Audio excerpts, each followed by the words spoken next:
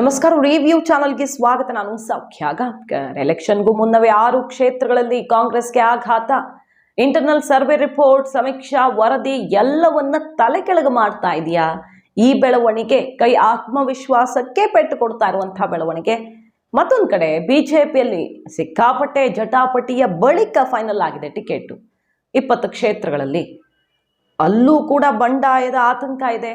ಸಿಕ್ಕಾಪಟ್ಟೆ ಜನ ಕ್ಯೂ ಅಲ್ಲಿದ್ರು, ಆಕಾಂಕ್ಷಿಗಳಿದ್ರು, ಹಾಗಾಗಿ ತಲೆನೋವಾಗಿ ಪರಿಣಮಿಸ್ತು. ಇದ್ರ ನಡುವೆ ಕೈಪಾಳ್ಯದ ಬೆಳವಣಿಗೆ.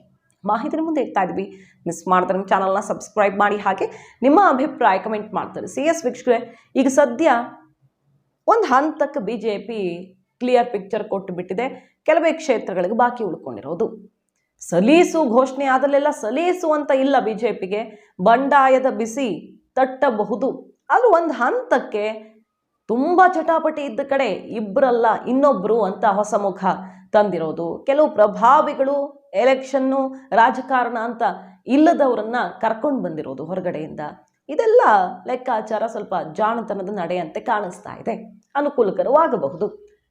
ಕಾಂಗ್ರೆಸ್ಗೆ ಏನಾಗ್ತಾ ಇದೆ ಹಾಗಾದ್ರೆ? ಎಲೆಕ್ಷನ್ಗೂ ಮುನ್ನವೇ 6 ಕಡೆ ಶಾಕ್ ಅಂದ್ರೆ ಏನು? ಇಷ್ಟು ದಿನ ಮಿನಿಸ್ಟರ್ಗಳನ್ನ ಕಣಕ್ಕಿಳಿಸೋ ಲೆಕ್ಕಾಚಾರದಲ್ಲಿ ಇದ್ರು. ಈಗಾಗಲೇ ನಾವು ರಿಪೋರ್ಟ್ ಮಾಡಿದ್ವಿ, ಒಬ್ಬರು ಮಿನಿಸ್ಟ್ರು, ಯಾವ ಸಚಿವರು ಕೂಡ ಕಣಕ್ಕಿಳಿಯಲ್ಲ, ಯಾರು ಚುನಾವಣೆಗೆ ಸ್ಪರ್ಧೆ ಮಾಡಲ್ಲ ಅನ್ನೋದು ಈಗ ಖಚಿತವಾಗ್ತಿದೆ.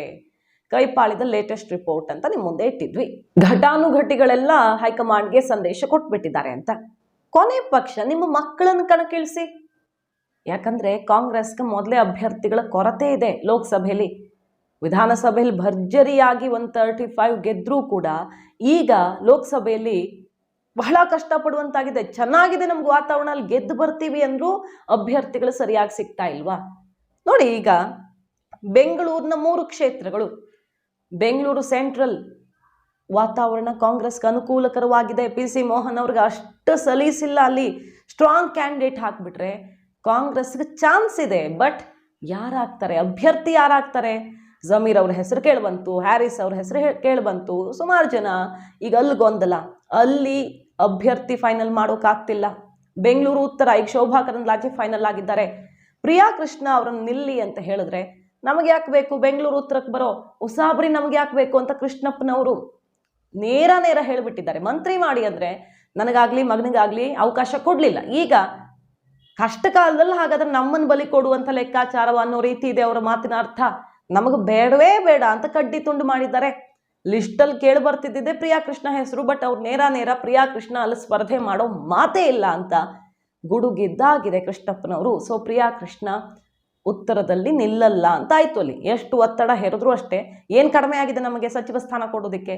ಈಗ ಇಲ್ಲಿ ಬಂದು ಸ್ಪರ್ಧೆ ಮಾಡಿ ಅಂತಿದ್ದೀರಿ, ನಮಗೆ ಬೇಕಾಗಿಲ್ಲ, ಅದು ಶಾಸಕರಾಗಿ ಖುಷಿಯಾಗಿದ್ದಾರೆ ಅಂತ ತಿರುಗೇಟು ಕೊಟ್ಟಿರೋದು. ಸೊ ಬೆಂಗಳೂರು ಉತ್ತರಕ್ಕೆ ಅಭ್ಯರ್ಥಿ ಸಿಗ್ತಾ ಇಲ್ಲ. ಯಾರಾದರೂ ಬಿಜೆಪಿಯಲ್ಲಿ ಮುನಿಸ್ಕೊಂಡ್ರೆ, ಬಂಡಾಯ ಹೇಳೋ ಲಕ್ಷಣಗಳು ಕಂಡು ಬಂದ್ರೆ ಕರ್ಕೊಂಡು ಬರಬೇಕಾಗಬಹುದು. ಹಾಲಿ MP ಕೆಲವರು ಬರ್ತಾರೆ ಅಂತಿದ್ದಾರಲ್ಲ, DK, ಅಂಥ ಪ್ರಯೋಗಕ್ಕೆ ಮುಂದಾಗಬಹುದು. ಬಿಟ್ರೆ ಪಕ್ಷದಲ್ಲಿ ಅಭ್ಯರ್ಥಿಗಳು ಸಿಗ್ತಿಲ್ಲ. ಬೆಂಗಳೂರು ದಕ್ಷಿಣ, ಈಗ ತೇಜಸ್ವಿ ಸೂರ್ಯ ಅವರು ಟಿಕೆಟ್ ಕನ್ಫರ್ಮ್ ಆದ್ಮೇಲೆ ಮತ್ತಷ್ಟು ಕಾನ್ಫಿಡೆಂಟ್ ಆಗಿದ್ದಾರೆ. ಬಿಜೆಪಿಯ ಭದ್ರಕೋಟೆ ಅಂತ ಆಗ್ಬಿಟ್ಟಿದೆ. ಸೌಮ್ಯ ರೆಡ್ಡಿ ಅವರು ಮನಸ್ಸು ಮಾಡಿದ್ರು ಮಾಡ್ದಂಗೆ ಅಲ್ಲೂ ಕೂಡ ಅಭ್ಯರ್ಥಿಗಳ ಕೊರತೆ ಕಾಡ್ತಾ ಇದೆ. ಸೊ ಬೆಂಗಳೂರಿನ 3 ಕ್ಷೇತ್ರಗಳು ಈ ಸಲ DK ಶಿವಕುಮಾರ್ ಅವರು ಪ್ರತಿಷ್ಠೆಯಾಗಿ ತಗೊಂಡು ಏನೋ ಒಂದು ಗೇಮ್ ಚೇಂಜ್ ಮಾಡ್ತಾರೆ ಅನ್ನೋ ನಿರೀಕ್ಷೆ ಇತ್ತು. ಆದರೆ ಅಭ್ಯರ್ಥಿಗಳನ್ನೇ ಫೈನಲ್ ಮಾಡೋದಕ್ಕಾಗದೆ ಈಗ ಪಟ್ಟಿ ರಿಲೀಸ್ ಮಾಡೋ ಪರಿಸ್ಥಿತಿಲೂ ಇಲ್ಲ. ಕಾಂಗ್ರೆಸ್ ಟೈಮ್ ತಗೊಳ್ತಾ ಇದೆ. ಆದಷ್ಟು ಬೇಗ ಬಿಡಬೇಕು ಅಂತ ಅಂದುಕೊಂಡಿದ್ದು, ಬಟ್ ಕಗ್ಗಂಟಾಗಿ ಪರಿಣಮಿಸಿದೆ. ಬೆಂಗಳೂರಿನ 3, ಇನ್ನು 3 ಸೇರಿ ಒಟ್ಟು 6 ಕ್ಷೇತ್ರಗಳಲ್ಲಿ ಅಭ್ಯರ್ಥಿಗಳು ಏನ್ ಮಾಡಿದ್ರು ಫೈನಲ್ ಆಗ್ತಾ ಇಲ್ಲ ಅನ್ನುವಂಥ ಪರಿಸ್ಥಿತಿ. ಸೊ ಎಲೆಕ್ಷನ್ಗೂ ಮೊದಲೇ ಇಲ್ಲ ಆಘಾತ. ಸ್ಪರ್ಧೆ ಮಾಡೋದಿಕ್ಕೆ ಮನಸ್ಸು ತೋರಿಸ್ತಾ ಇಲ್ಲ. ದೂಡಿ ಮುಂದಕ್ಕೆ ಕಳಿಸ್ಬೇಕು ಅಂದ್ರೆ ಇನ್ನು ಗೆಲುವಿನ ಪ್ರಶ್ನೆ ಬರುತ್ತಾ ಅಲ್ಲಿ? ಬಿಜೆಪಿ ನಗರ ಪ್ರದೇಶಗಳಲ್ಲಿ ಕಾನ್ಫಿಡೆಂಟ್ ಆಗಿದೆ. ಮೋದಿ ಅಲೆ, ಇದ್ರ ಆತಂಕ ಕಾಡ್ತಿದೆಯಾ? ಶಾಸಕರಾಗಿದ್ದೀವಿ ಇಲ್ಲೇ ಆರಾಮಾಗಿರ್ತೀವಿ, ಮಿನಿಸ್ಟರ್ಗಳಾಗಿದ್ದೀವಿ ಇಲ್ಲೇ ಆರಾಮಾಗಿರ್ತೀವಿ ಅಂತ ಈಗ ಕೈ ಪಾಳ್ಯಕ್ಕೆ ಮಿನಿಸ್ಟರ್ಗಳು ಅವ್ರ ಮಕ್ಕಳು ಶಾಕ್ ಕೊಡ್ತಿದ್ದಾರೆ. ಇನ್ನು ಕಾಂಗ್ರೆಸ್ಗೆ ನಿರೀಕ್ಷೆ ಇರುವಂತಹ ಚಾಮರಾಜನಗರ, ಅಲ್ಲಿ ಮಹದೇವಪ್ಪನವ್ರು ಕ್ಲಿಯರ್ ಮಾಡಿದ್ದಾಯ್ತು ನಿಲ್ಲಲ್ಲ ಅಂತ. ಸುನಿಲ್ ಬೋಸ್ಗೆ ಕೊಡೋಕೆ ಇವ್ರುಗಳ ಮನಸ್ಸು ಮಾಡ್ತಿಲ್ಲ. ದರ್ಶನ್, ಧ್ರುವ ನಾರಾಯಣ್ ಅವ್ರಿಗೆ ಕೊಡುವಂಥ ಲೆಕ್ಕಾಚಾರ ಈಗ ಬಹುತೇಕ ಅಂತಿಮ ಆಗಿರೋದು. ಬಟ್ ಅದಾದರೆ ಈಗ ಮಹದೇವಪ್ಪನವ್ರು ಏನು ಹೇಳ್ತಿದ್ದಾರೆ, ಮೂರು ಸಲ ತಯಾರಿ ಮಾಡಿಕೊಂಡು ಪಕ್ಷಕ್ಕೆ ಕೆಲಸ ಮಾಡಿಕೊಂಡು ಟಿಕೆಟ್ ಸಿಗತ್ತೆ ಅಂತ ಕೊನೆ ಕ್ಷಣದಲ್ಲಿ ಮಿಸ್ ಆಗಿರೋದು ಮಗನಿಗೆ. ಯಾಕೆ ಹಿಂಗೆ ಮಾಡ್ತಿದ್ದಾರೆ ಅನ್ನೋದು ಅರ್ಥ ಆಗ್ತಿಲ್ಲ ಅಂತ ಸೆಡ್ ಹೊಡಿತಿದ್ದಾರೆ ಮಹದೇವಪ್ಪನವರು. ಚಾಮರಾಜನಗರ ಅಸಲಿಗೆ ಕಾಂಗ್ರೆಸ್ಗೆ ಪೂರಕವಾಗಿತ್ತು. ಇದೇ ಈಗಲೂ ಕೂಡ ಅಲ್ಲಿ ಬಿಜೆಪಿ ಹೊಸ ಪ್ರಯೋಗ ಮಾಡಿದೆ. ಶ್ರೀನಿವಾಸ್ ಪ್ರಸಾದ್ ಅವರು ಒಳಗೆ ಇಟ್ಕೊಡೋ ಚಾನ್ಸ್ ಇದೆ, ಅವ್ರು ಹೇಳಿದವ್ರಿಗೆ ಕೊಟ್ಟಿಲ್ಲ ಅಂತ. ಎಲ್ಲ ಥರ ಕಾಂಗ್ರೆಸ್ಗೆ ಪೂರಕವಾಗಿದ್ರು ಕೂಡ ಅಭ್ಯರ್ಥಿ ಫೈನಲ್ ಮಾಡೋ ವಿಚಾರದಲ್ಲಿ ಮಹದೇವಪ್ಪನವರು ಒಪ್ಪಿಲ್ಲ. ಬೇರೆಯವರು ಕೊಟ್ಟರೆ ಏನಾಗುತ್ತೆ ಗೊತ್ತಿಲ್ಲ ಅನ್ನುವಂಥ ಸ್ಥಿತಿ ಬಂದೊದಗಿದೆ. ಕೋಲಾರದಲ್ಲೂ ಅಷ್ಟೇ ಮುನಿಯಪ್ಪನವ್ರ ಹೆಜ್ಜೆ ಹಿಂದಕ್ಕಿಟ್ಟಾಗಿದೆ. ಯಾರನ್ನಾದ್ರೂ ನಿಲ್ಲಿಸಿ ನಾನು ಸಪೋರ್ಟ್ ಮಾಡ್ತೀನಿ ಬಿಡಿ ಅಂತಿದ್ದಾರೆ. ಇನ್ನು ಬೆಳಗಾವಿ ಕಥೆ ಗೊತ್ತು ನಮಗೆ. ಬೆಳಗಾವಿನೂ ಕಾಂಗ್ರೆಸ್ಗೆ ಚೆನ್ನಾಗಿದೆ.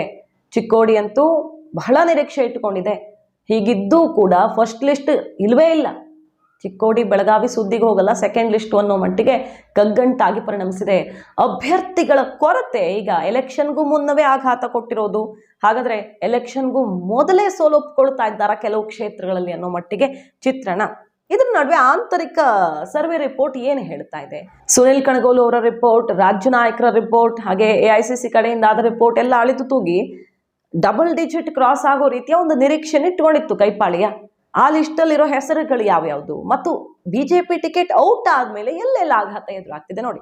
ಬೆಂಗಳೂರು ಗ್ರಾಮಾಂತರ ಗೆದ್ದೇ ಗೆಲ್ಲೋ ಕ್ಷೇತ್ರಗಳು ಅಂತ ಲಿಸ್ಟ್ ಮಾಡ್ಕೊಂಡಿರೋದು.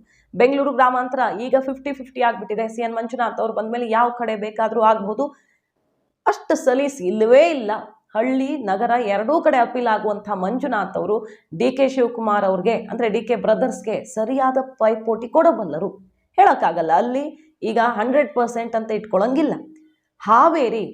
ಹಾವೇರಿಯಲ್ಲಿ ಬೊಮ್ಮಾಯಿ ಅವರ ಎಂಟ್ರಿ ಆದಮೇಲೆ ಬೇರೆ ಯಾರಿಗಾದ್ರೂ ಕೊಟ್ಟಿದ್ರೆ ಕಾಂಗ್ರೆಸ್ ಲೆಕ್ಕಾಚಾರ ಸರಿ ಆಗ್ತಿತ್ತೇನೋ. ಬಟ್ ಈಗ ಬಸವರಾಜ ಬೊಮ್ಮಾಯಿ ಅವ್ರಿಗೆ ಕೊಟ್ಟಿರೋದ್ರಿಂದ ಹಾವೇರಿ ಕೂಡ ಕಾಂಗ್ರೆಸ್ಗೆ ಡೌಟ್ ಆಗ್ತಿದೆ. ಮಂಡ್ಯ ಒಂದು ಹಂತಕ್ಕೆ ಇಟ್ಕೊಳ್ಬಹುದು ಅವರು.